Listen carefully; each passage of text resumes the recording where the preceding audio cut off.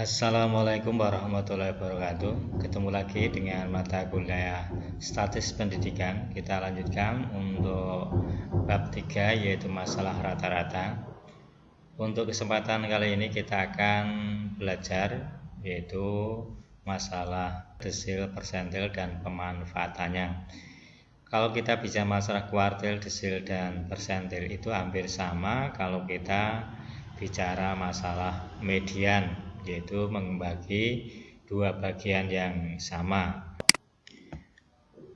Rumusnya ini sama, hanya perbedaannya dengan I. Contohnya ini, kalau pakai FKB kita jumlah dari bawah, ini frekuensinya. Misalnya kita mencari yaitu P20.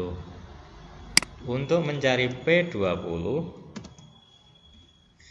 maka 20 bagi 100 kali 800 ketemunya 160. 160 ternyata terletak di sini.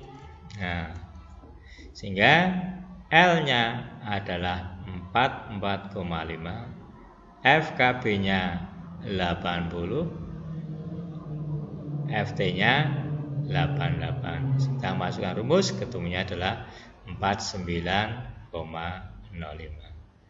Bagaimana kalau kita menghitung P80? Sama, 80 per 100 kali 800 ketemunya 640.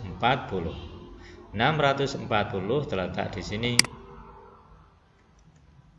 Sehingga L-nya ini 59,5, FKB-nya 584, FT-nya 160. Kita masukkan ke dalam rumus, ternyata P80 ketemunya adalah 61,25. Bagaimana kalau kita menghitung dengan U atau FKA? Sama, kita jumlahkan dari atas ini. P20 maka 20 kali 108 160.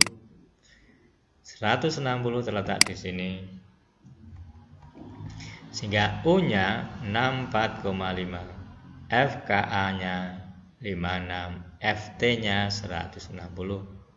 Kita masukkan dalam rumus, ternyata P20 ketemunya 61,25. Bagaimana untuk yang P80? Maka 80 bagi 100 kali 8 ketemu 660. 640 kita lihat terlihat di sini. Sehingga U-nya adalah 49,5, FKA-nya 632, FT-nya 88, ketemunya untuk P80 adalah 49,5. Kalau kita perhatikan, P80 pakai U sama dengan P20 pakai L. P80 pakai FKB sama dengan P20 pakai FKA.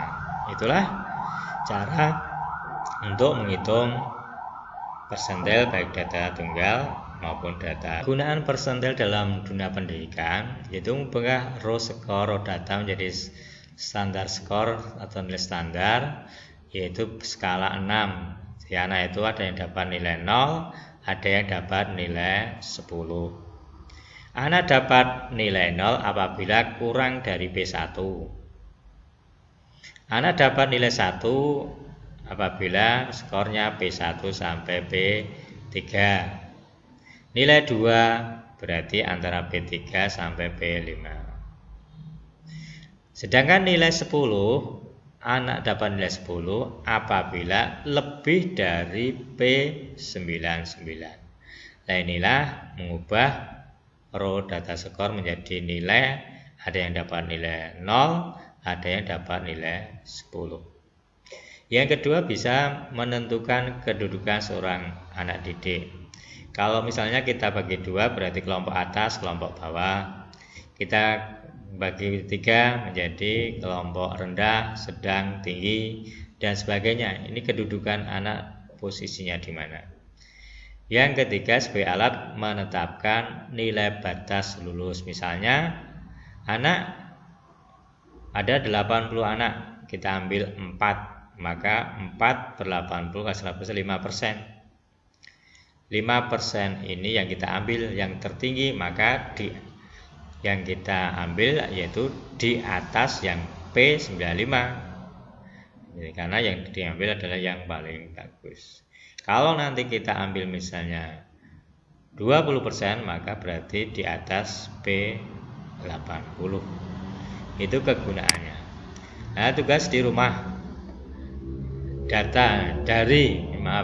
dari data kelompok di atas, di data kelompok yang ini, maksudnya data kelompok ini data kelompok yang ini. Nanti tugasnya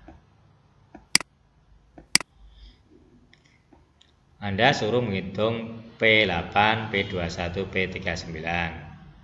Yang kedua mengelompokkan menjadi 4, yaitu rendah berarti kurang dari P25. Yang kedua kelompok cukup, yaitu antara P25 sampai P50. Yang ketiga kelompok sedang P575. Yang keempat kelompok tinggi di atas P75. Terus yang ketiga, jika dari 800 tadi diambil 80, berapa batas minimalnya? Kalau kita ambil 80 berarti 80 per 800 ya, 80 per 800 berarti 10%. 10% itu berarti yang kita ambil adalah di atas 9P90. Saya Anda hitung P90. Tugas nanti dikumpulkan di Google Drive. Dari kami cukup. Assalamualaikum warahmatullahi wabarakatuh.